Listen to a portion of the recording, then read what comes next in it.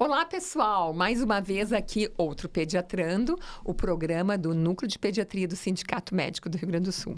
Eu sou Valérie Kreutz, pediatra e médica de família, muito contente por estar com vocês hoje, trazendo assuntos sempre atuais. E para falar conosco hoje, em plena chegada da primavera, nada mais atual do que trazer um alergista imunologista. Estamos trazendo hoje com a gente o Dr. Hélio Simão. Seja muito bem-vindo, Hélio. Muito obrigado. Boa noite a todos. Muito bom.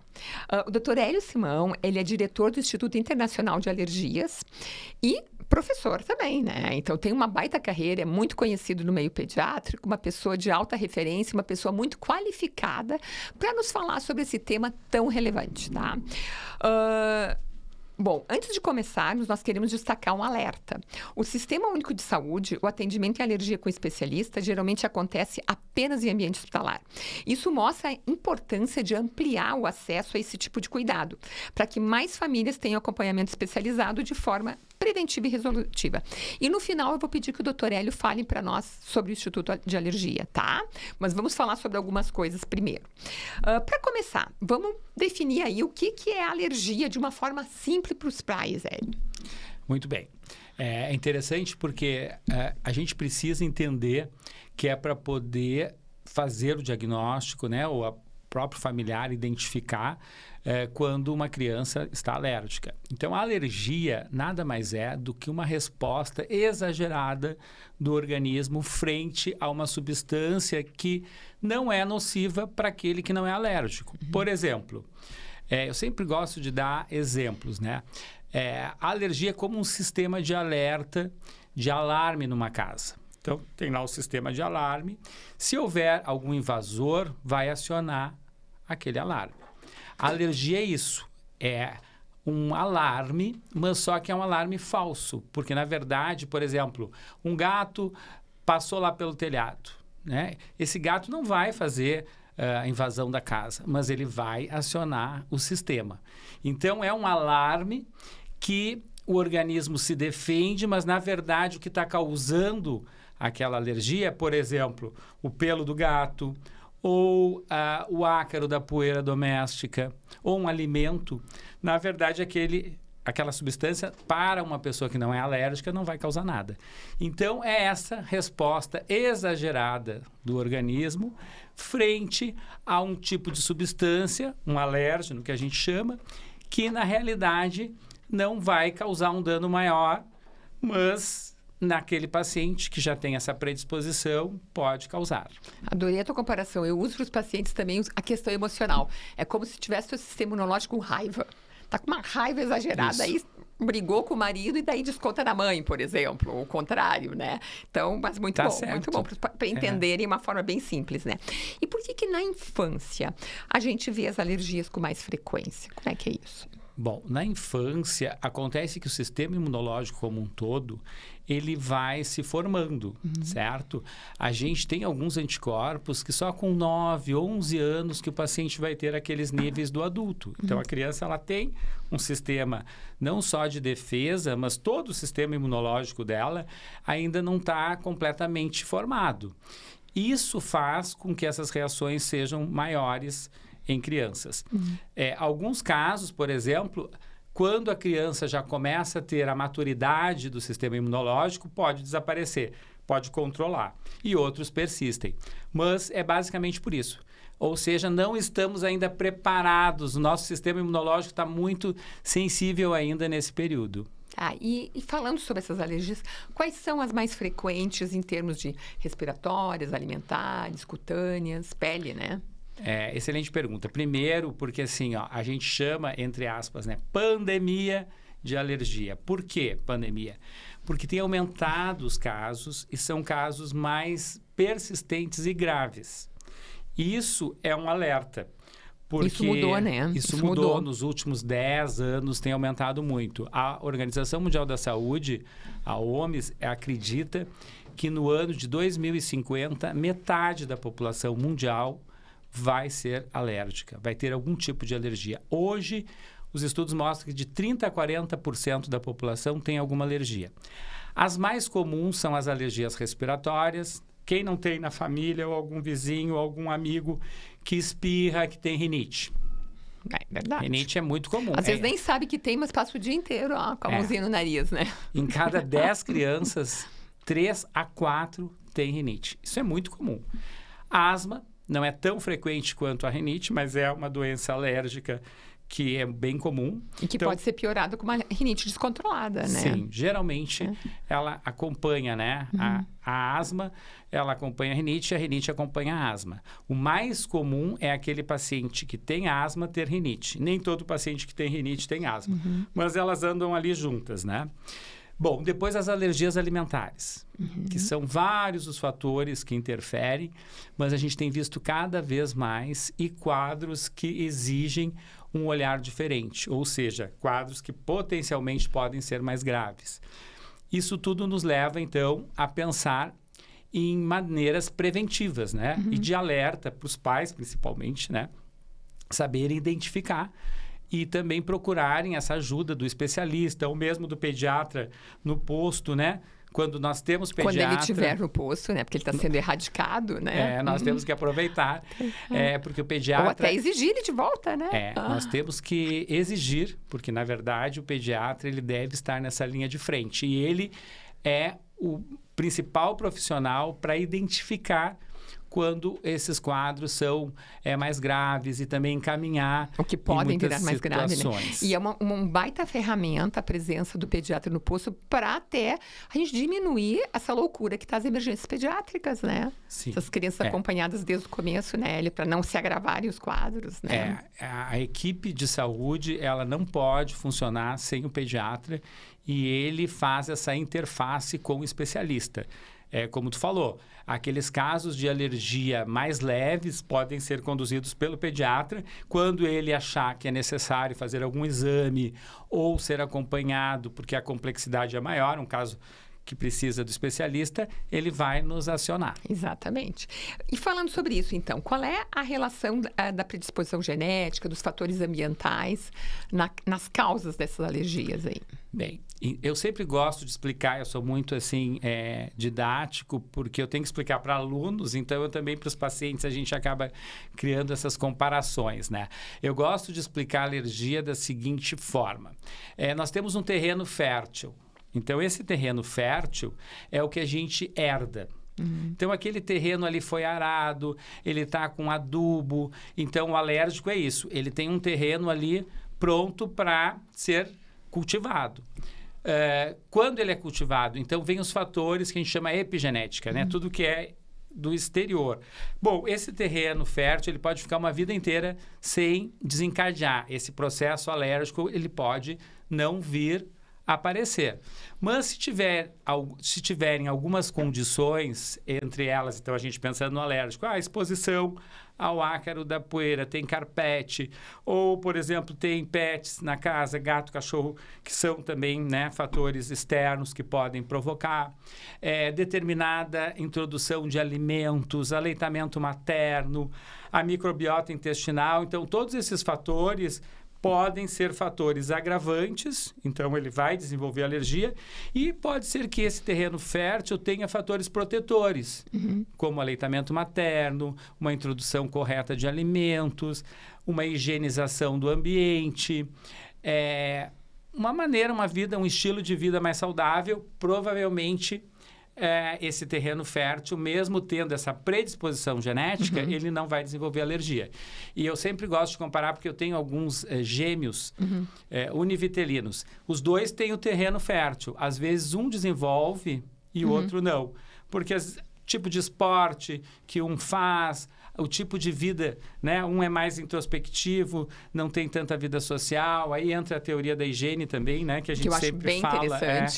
Que é importante ter esse contato com a terra, de ter algumas infecções ou parasitoses, podem proteger das alergias. Então, tudo isso também vai determinar. Mas, realmente, a gente ainda não sabe que fatores são determinantes.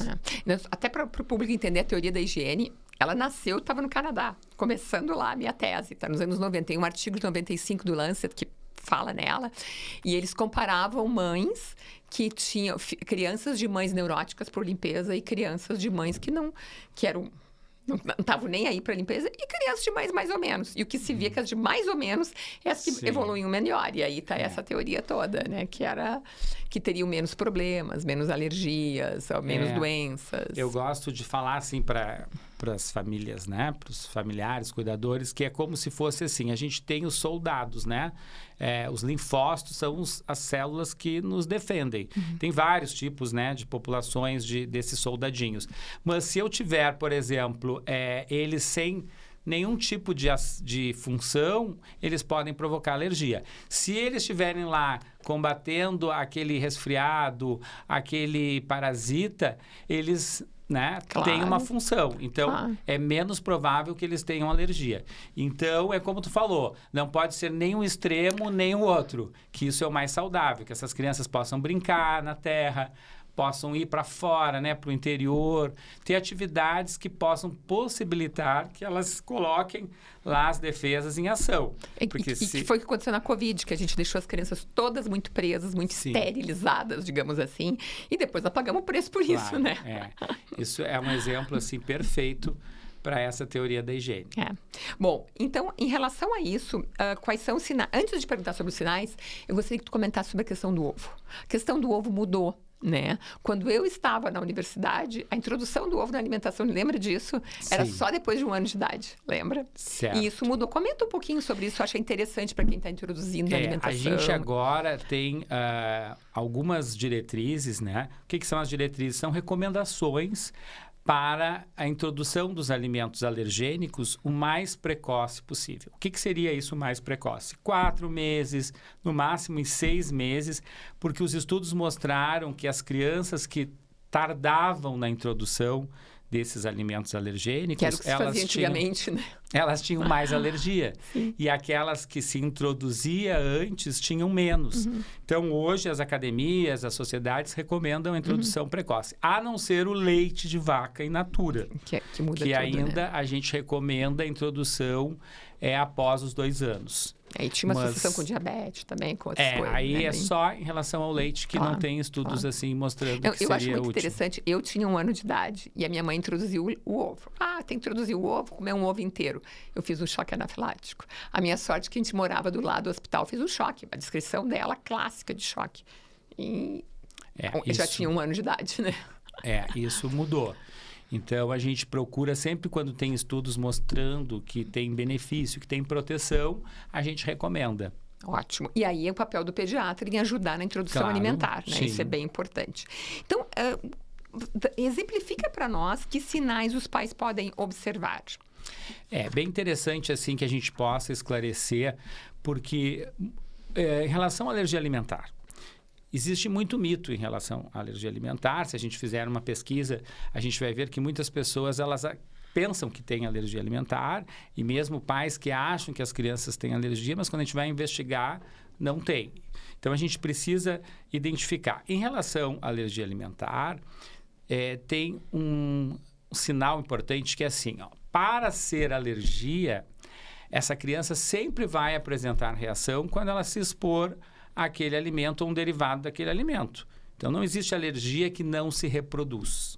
Isso é importante, porque muitas vezes os pais chegam, olha, eu acho que ele tem alergia ao amendoim. Sim, né? Foi lá, ingeriu algum alimento com amendoim, teve reação. Mas quando ele come uma paçoquinha, ele não apresenta.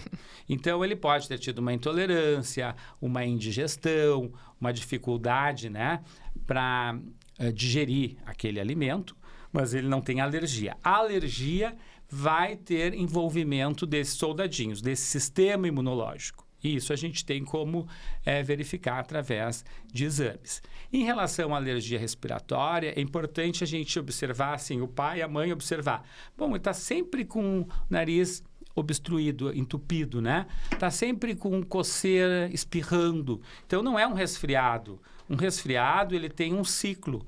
O vírus, ele vai causar aqueles sintomas 7, no máximo 10 dias, às vezes até menos, e a criança melhora. Uma criança que está sempre com o nariz obstruído, espirra ou o pai e a mãe observam assim, ó, primavera, agora nós estamos entrando na primavera. Bom, na primavera eu observo que o meu filho tem mais... às vezes tem congestão nasal, que é obstrução, né, nasal, e também tem coceira no olho. Então, é uma rinoconjuntivite. A conjuntivite não é muito falada, mas ela também pode ser alérgica, e muitas vezes é. Então, por exemplo, saber se tem uma estação que piora aqueles sintomas, se forem respiratórios, a asma também. Tem pacientes que têm mais crise de asma, começam com falta de ar, mais na primavera. Então, provavelmente são pólens que estão causando alergia. Então, em geral, o melhor é que o cuidador, né, os pais, os professores que ficam com essas crianças, observarem se esses sintomas são persistentes, porque a alergia, ela vai ser persistente, né, no caso da respiratória. E na alimentar, saber se expôs aquele alimento ou um derivado daquele alimento, provavelmente vai ter reação.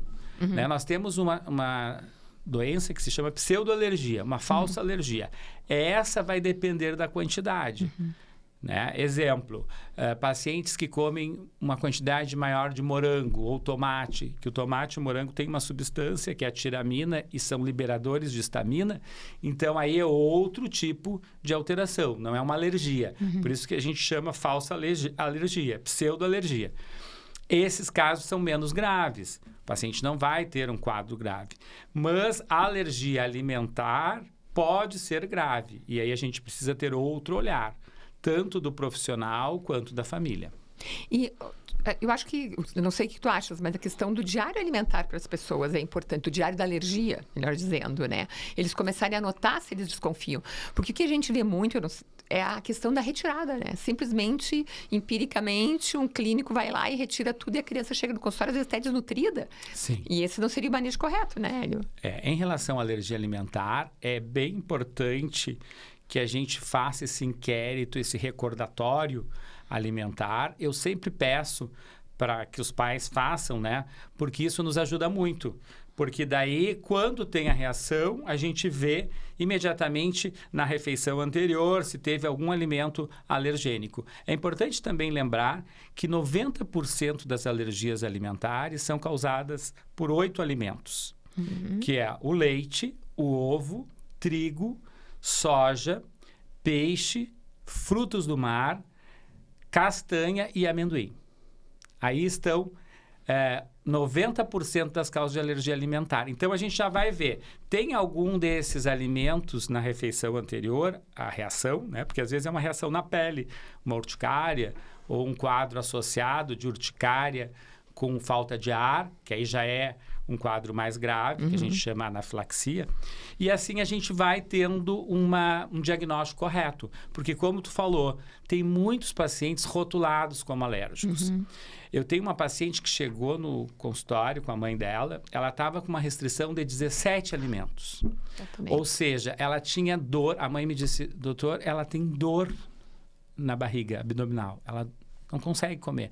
A gente está com essa 17 alimentos restritos. Eu estou buscando na cidade de Canoas a carne de rã, que é a única carne que foi orientada para ela, e ela não melhora.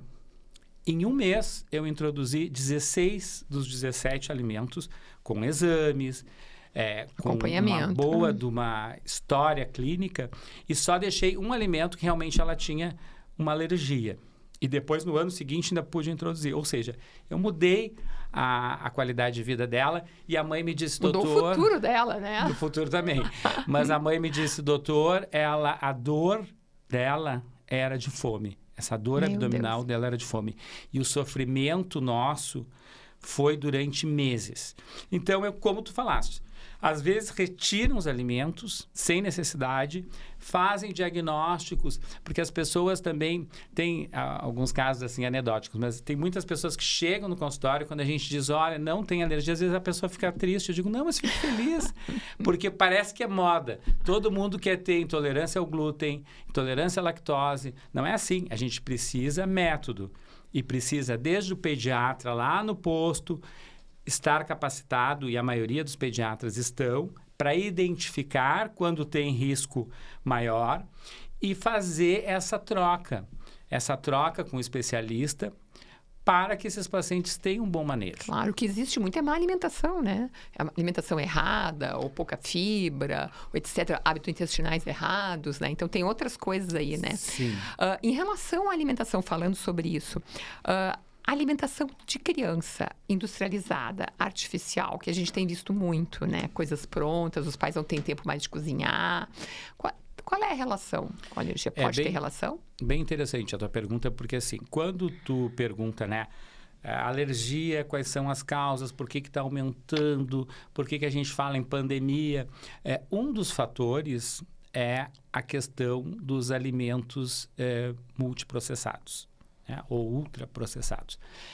Existe essa relação de alergia, disbiose, que é esse desequilíbrio lá na microbiota intestinal. Então, a gente sabe hoje que se estuda cada vez mais, porque existe essa relação. O que é essa microbiota? Ela é onde tem micro-organismos protetores e tem micro-organismos patogênicos.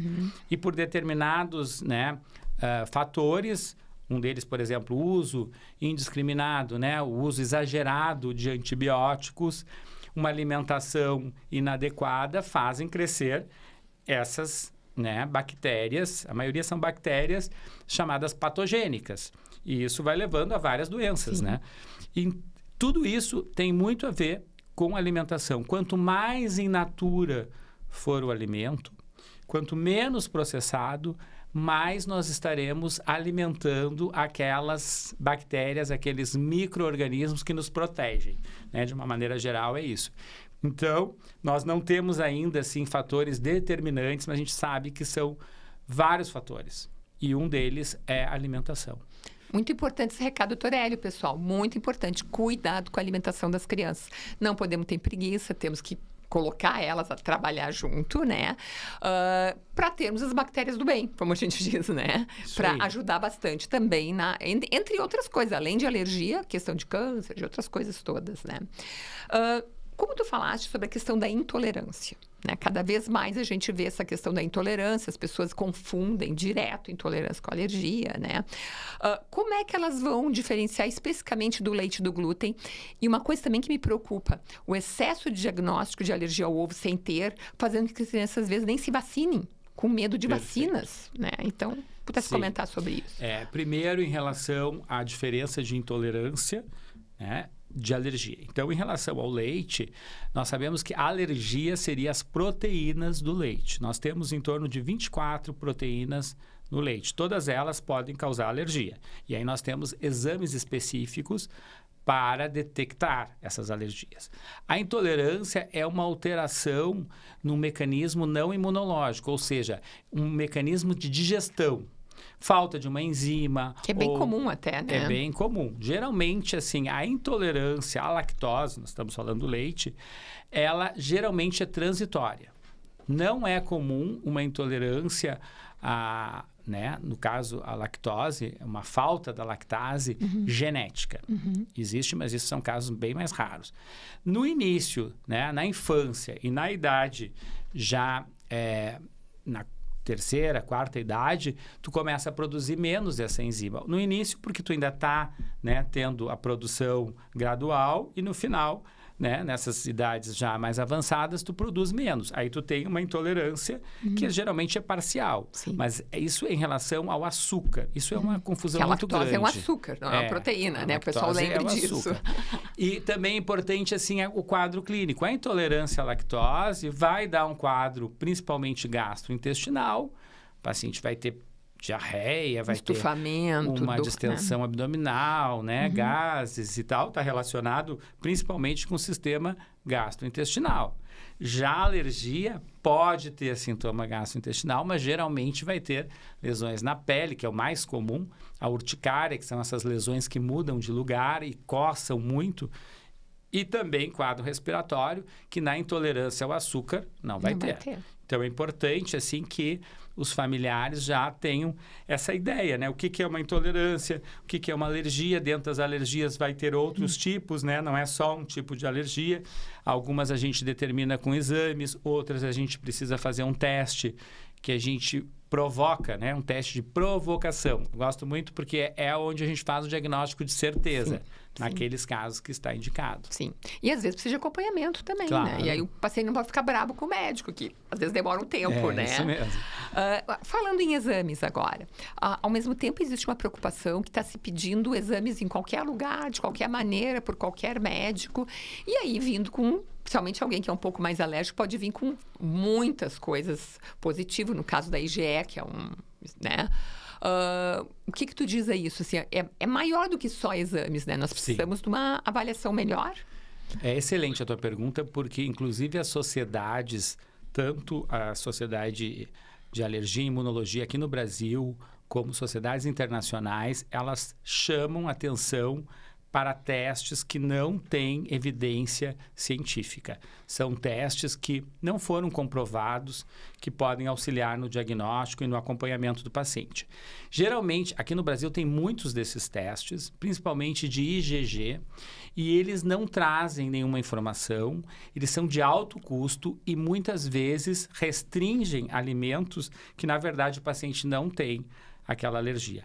Então, sempre que tiverem dúvidas, procurem as sociedades daquela área. No caso da alergia e imunologia, perguntem para especialistas que são dessas sociedades, porque são quem tem, né, a informação mais correta. E, claro, né, pai, a mãe, num desespero, alguém oferece um tipo de exame, às vezes é médico ou nutricionista, que diz que vai esclarecer e vai descobrir a alergia. Muitos deles pagam, né, valores às vezes de R$1.500, R$2.000. Do fio do cabelo, da unha, agora Sim. tem muita moda. E tem muitos de sangue também. Mas isso é um alerta importantíssimo. Não faça exames que não são validados pelas sociedades ou não são reconhecidos. O principal é ter um profissional atrás, né? Que tu confie primeiro, né? Antes de sair fazendo exames, e na né? dúvida, procure se informar antes de fazer o teste, porque depois que fez, muitos se arrependem, mas já pagou, já fez a restrição e aí não tem como voltar. E aí é importante ter o pediatra acompanhando, que ele vai saber a hora de mandar ou não, e não simplesmente sair pipocando e fazendo tudo que é exame, porque quer exame. A gente pega muito isso. Sim. Às vezes, até pela história clínica, tu não vê uma indicação de exame, mas alguém já pediu milhares de exames, tem uma resposta lá que não quer dizer nada, né? Sim. Então, precisamos de uma avaliação melhor daí, né? Isso aí. Nós estamos terminando. Eu gostaria que tu falasse um pouquinho... Nós teríamos várias coisas para falar, tá, Hélio? Mas não vai dar tempo. E eu gostaria que tu falasse um pouquinho do alergias para nós. O que é isso? Qual é a proposta? Vamos, pessoal, depois eu propus para o Hélio para a gente fazer um programa mais aprofundado sobre isso. Mas eu gostaria que ele desse uma palhinha para a gente, pelo menos, assim, tá? Muito bem. O iAlergias é um instituto que ele surgiu da ideia de dar acesso para quem tem muito pouco ou não tem acesso ao sistema, né? Único de saúde ou mesmo a convênios. Os testes de alergia, as avaliações, as consultas, elas, como a gente não tem disponível pelo SUS, é um custo alto. Então, a gente pensando nessas populações que têm menos acesso, que têm mais dificuldade de poder pagar esses com casos exames. Graves, muitas vezes, muitas né? vezes são casos. Então, o Instituto ele foi criado assim com uma ideia multidisciplinar, ou seja, nós temos nutricionistas, nós temos enfermeiros, tem inclusive advogados, porque a gente tem uma parte também de assessoria jurídica. Então, nós conseguir medicação, de uso contínuo. Sim, a gente procura fazer uma orientação bem global, bem articulada entre todos os profissionais. O que a gente faz hoje? Porque a gente está batalhando para ter uma sede maior, para ter uma unidade móvel. Então, a gente hoje faz feiras de saúde, onde a gente presta esta assistência e também presta orientações, não é só o teste ou só a espirometria, que nós adquirimos um espirômetro, porque a prefeitura aqui de Porto Alegre tem uma demanda muito grande de espirometria, então a gente procura nas feiras... porque a asma é muito frequente. É muito frequente aqui no nosso clima. Então, a gente faz as atividades nas feiras de saúde. O ano passado, com as enchentes, a gente ficou 2 meses só direcionado para atender as crianças alérgicas que estavam em abrigos, hospitais que davam alta e não tinham os leitos especiais. Fomos a vários lugares que estavam ilhados e a gente conseguiu em torno de 8.000 latas de doação, né? Tanto da indústria quanto de colegas pediatras que tinham no consultório. E a gente conseguiu atender em torno de 700 famílias. Então, o Instituto ele tem muitas ações. A gente pode fazer um programa sobre isso. Vamos fazer. Com outros colegas. Quero entender melhor, adorei. Mas a nossa ideia é essa, é nos doar mais e ter um olhar para aqueles que têm muito pouco. E a gente tem uma gratificação enorme nessas ações. A gente faz geralmente nos sábados, então são finais de semana que a gente poderia estar viajando na praia. Estão se doando. Né, na serra. A gente leva, inclusive, os filhos para integrar, né, para não ficar longe deles, mas a gente se doa. Ai, que legal. Através do Essa é a alma Instituto. do pediatra. O pediatra, ele é um cara que, por natureza, se doa muito, né? Então, parabéns. Muito legal. Adorei te ter aqui hoje. Espero que tu tenha gostado. Eu gostei muito e agradeço o convite. E quando quiseres, a gente pode fazer outros bate-papos. Vamos sim, com certeza, tá? E espero que o pessoal tenha gostado. Ah, com certeza. Muito obrigada. Pessoal, muito obrigada pela visualização de vocês hoje. Compartilhem.